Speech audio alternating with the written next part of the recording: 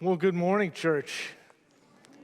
It is good to be with you, and a special welcome to those that are joining us online this morning. We're so glad that you have chosen to be with us, as well as those that are listening to the radio at KTCU. We're glad that you are a part of our community of faith as well.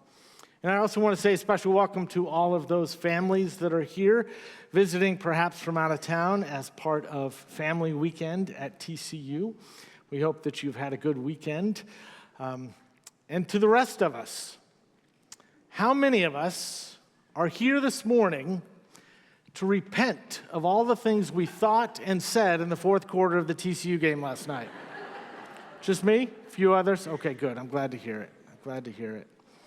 So we are wrapping up this morning a series for the last 6 weeks. We have been looking at what it might mean to live in the patient way of Jesus. Started by pointing out that we oftentimes study the preaching and the practices of Jesus, but rarely do we ever pay attention to the pace of Jesus. And when we look closely, we notice that Jesus never seemed to be in a hurry. He had a full life, but not an overly full life. But yet, as his followers, many of us have bought into this culture of busyness that we find ourselves in, what someone once referred to as a cult of speed. And we buy just about anything that will give us more time, that will help us hurry, help us to be perhaps more efficient and effective. In his book, Faster, The Acceleration of Just About Everything, James Glick points out that so much of modern technology has indeed made our lives easier. But it's a double-edged sword, that these advances have made it easier also to work all the time, harder to disconnect. And as a result of that, the clock has become our master, and that we fall into the trap of living under an unnecessary sense of urgency, all of which puts us in this chronic toxic stress that makes us ill. Hurry sickness is not just a phrase, it's a real thing. And some have considered it to be an epidemic in our time. It affects us physically and emotionally, and I would argue it impacts us spiritually as well. As Dallas Willard once said, that hurry is the great enemy of spirituality in our days. It can destroy our souls. It can keep us from living well, from living emotionally healthy and spiritually rich lives. And so over the course of the last 6 weeks, I've invited you along the way to consider a different way, a better way, and that is simply the patient way of Jesus. I've also encouraged you along the way to take on some practices, some things that you might try to help you slow down a bit, to be more fully present in each moment. But this morning, as we wrap it all up, I want us to think about what it might mean for us communally, as a congregation, as a community of faith, what that might look like. The text that I'm about to read this morning is from the book of Acts, which is the story of the earliest Christians when the church was just starting out. And in this passage, you're going to hear some practices that they took on collectively, about how they shaped and formed their life together, about what was most important to them. So I invite you to hear these words from Acts chapter 2, verses 42 through 47. Here begins the reading. They devoted themselves to the apostles' teaching and to fellowship, to the breaking of bread and to praying together. And awe came upon everyone because many wonders and signs were being done by the apostles. And all who believed were together, and they held all things in common. They would sell their possessions, and they would distribute the proceeds to all as any had needs. And day by day, as they spent much time together in the temple, they broke bread at homes, and they ate their food with glad and generous hearts. They were praising God and having the goodwill of all the people. And day by day, the Lord added to their number of those who were being saved. As Isaiah says, the grass withers and the flowers fade, but the word of our God lasts with us forever and ever. Amen. So there are a lot of movements.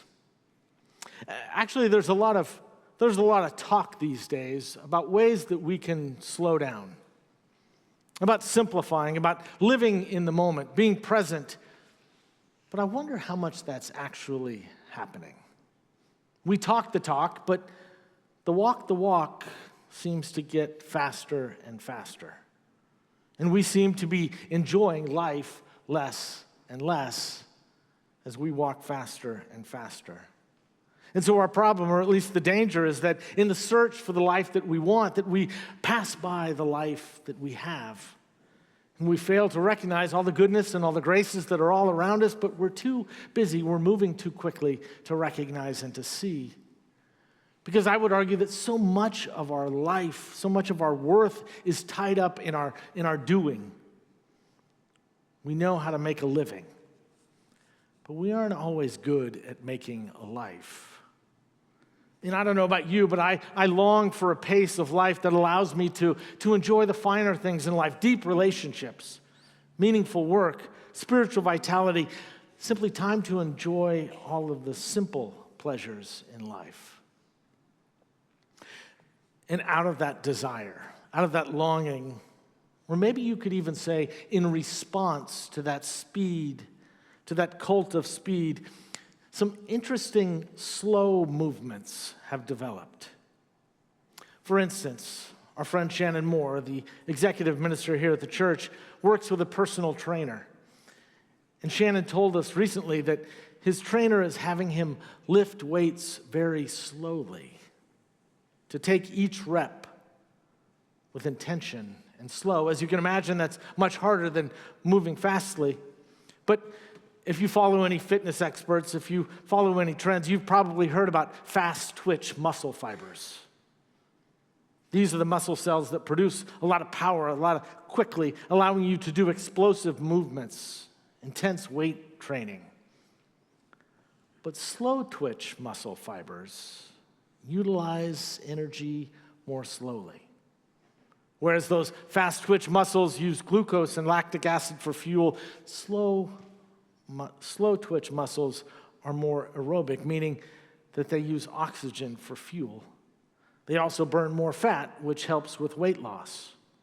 Those fast twitch muscles, man, they look good in a t-shirt, don't they? But it's our slow twitch muscles, the ones that you use every day for life, for endurance. Things like bending and twisting and lunging, things that target those slow twitch muscles that we need in order to stay mobile, to stay active, to be healthier over the long term. There's also, interestingly enough, a slow food movement that is becoming popular. It's growing around the world, and interestingly enough, it was inspired by a rally that was opposed to the opening of a McDonald's near the Spanish Steps in Rome. They're right there in the Piazza de Spagna. They wanted to open a McDonald's there at the bottom of the steps. These steps, the widest, longest staircase in all of Europe, built in the 1700s. They wanted to build a McDonald's at the bottom. And so a journalist by the name of Carlo Petrini organized this demonstration, and they began to chant, thousands of people, "We don't want fast food, we want slow food." Well, that movement spread and grew, and now there are 1,300 local slow food chapters. 100,000 people in 53 countries dedicated to protecting local food and traditional cooking. An alternative to fast food, which, as we all know, is not nearly as healthy, this movement promotes sustainability, healthy eating. Those of you who know about blue zones, those communities where there tends to be a higher number of folks that live well past 100, the people that study these recognize that most of those communities eat their food that is grown within a 10-mile radius of where they live. And they're intentional about cooking their food slowly and together and enjoying each bite. There's also, interestingly enough, slow gardening. slow reading, slow money. Slow cities, there's slow parenting. And even, get this, what I want to talk about this morning, slow church. Christopher Smith and John Patterson have written a book warning against, and I love this phrase, the McDonaldization of the church. They say this: many churches, particularly those driven by church growth models, come dangerously close to reducing Christianity to a commodity that can be packaged and marketed and sold. And instead of cultivating a deep, holistic discipleship that touches every aspect of our lives, we've kept the life of faith confined to Sunday mornings, where it can be safe, predictable, or to a personal relationship with Jesus that can be managed from the privacy of our own home. Which raises the question, at least for me, have we, in our frenetic, fast-paced, commercialized culture, in this cult of speed that we find ourselves in, have we gotten to the point where we hunger for, where we settle for consumer Christianity? The fast food church, if you will. Richard Foster is a brilliant theologian. He's written a number of books on spiritual practices. And he once said that superficiality is the curse of our age. Superficiality is the curse of our age. And if superficiality is our curse, then I would argue that speed is our kryptonite. As the French novelist Moulin Kundera once said, speed is the enemy of depth. And depth always comes slowly. Years ago, when I was working on my doctorate, I had an opportunity to study with Barbara Brown Taylor. Brilliant preacher, incredible theologian, just a wonderful person. And I remember one day in class that she mentioned that her understanding, her vision of the church today was that we all just sort of walk around digging shallow holes. We walk around digging shallow holes. I read recently that perhaps one of the reasons that Abraham Lincoln achieved such depth of thought is that he grew up relatively poor, and as a result of that, had access to only a few books. He had access to the Bible, to Aesop's fable, which he ended up memorizing all of them completely, and then just a few other books. But because he had access to just a few books, he read each of them thoughtfully and carefully and over and over and over again until he was able to minutely and exactly understand the meaning of each one. His law partner and biographer William Hendon once said that Lincoln read less and thought more than any man in his sphere in America. But today we have largely traded wisdom for information. We have exchanged depth for breadth. We don't read books anymore, we read tweets. We don't sit down and write letters, we send memes and texts, watch reels. You know, I have a friend who says that the reason that the church is so often paralyzed is because we are continually breaking our necks by diving into the shallow end of the theological pool. We want microwave spirituality. As my friend and colleague Michael once says, we want microwave results in a crock-pot world.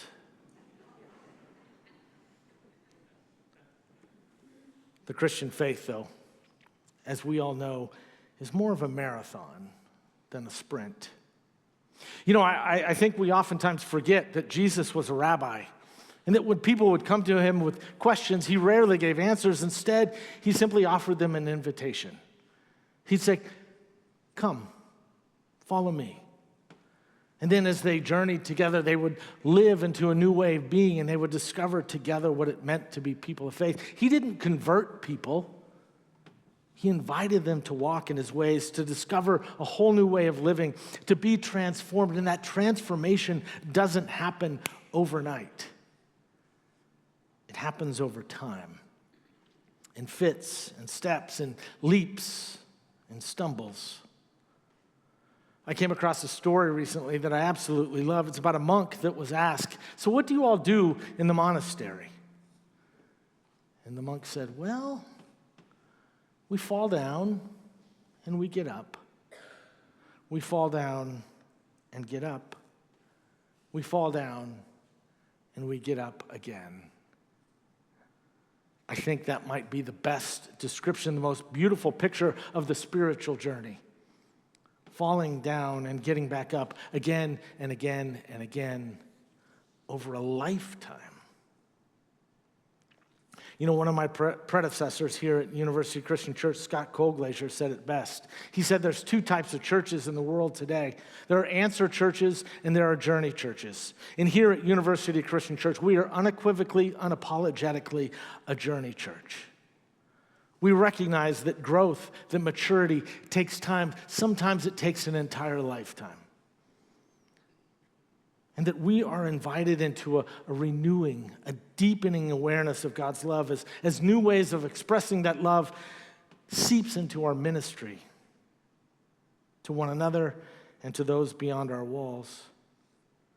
Here at University Christian Church, we recognize that you don't have to be the same today as you will be tomorrow, and that you're different than you were last week, let alone 5 years from now, that we are always growing, changing, transforming, that our roots can grow deep and sink deeper into all that God has for us, and that fast food faith, that microwave spirituality, that'll just leave us hungry for more. Eugene Peterson once said, "Christian maturity is not a matter of doing more for God. It is God doing more in us and through us." That immaturity is noisy and anxiety-filled self-importance, but maturity is quietly content to pursue a life of obedient humility. That's why those earliest Christians, as you heard just a moment ago, they devoted themselves to the apostles' teaching. Day by day by day, they spent time together in the temple. They broke bread in their homes.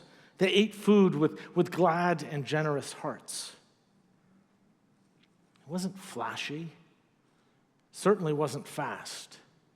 It was a day in and day out commitment to devote themselves to practice their faith and practice experience in the way of Christ. It takes time. And I would argue that that's why we're here. And I recognize that I'm preaching to the choir this morning because you're all here. And I recognize that we know that, but we come, sometimes it's good to be reminded that we come to surround ourselves with others, with like-minded pilgrims who show us the way when we start to wander off course, to help us discover, well, this way didn't work, let's try this. Well, that didn't work, let's try this way, until together we live into a new way of being. We come to remind ourselves that we are a part of something bigger than ourselves, that the world doesn't necessarily revolve around our own belly button. That we don't belong to a church just because of what we get from the experience. Though I would argue that we get a lot, but also for what we bring. That we come to church to worship, yes, but also to share our gifts, to share our wisdom, to share our insights, to share, yes, our money with others, and to benefit from their gifts as well.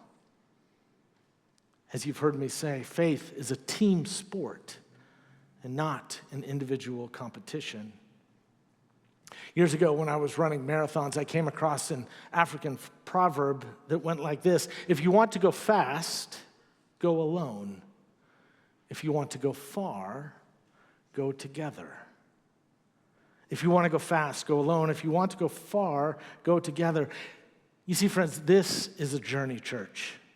University Christian Church, on our best days, we are a slow church, and my hope and my prayer is that we'll always be an alternative, a contrast to that consumer Christianity, to that fast food faith that offers quick, easy answers, polite platitudes. You see, when we are at our best, we focused on quality more than quantity, on depth more than breadth, on going far rather than just going fast. Do we get it right all the time? Of course not. No one does. In fact, just a couple weeks ago, in the midst of this series on being unhurried, at our 10:10 worship service, where we gather together and everyone comes down the center aisle and we take in communion by intinction, someone overheard someone else say, "Hey, why is that line moving faster than my line?"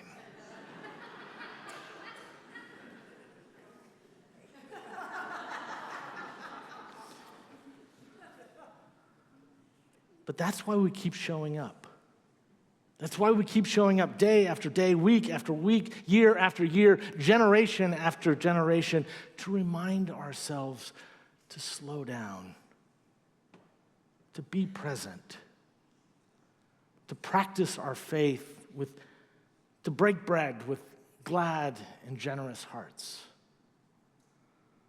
to follow in the patient way of Jesus, to trust in the slow work of God.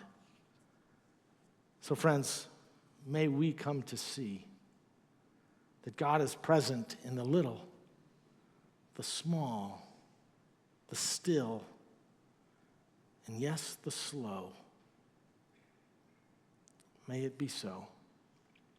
Amen.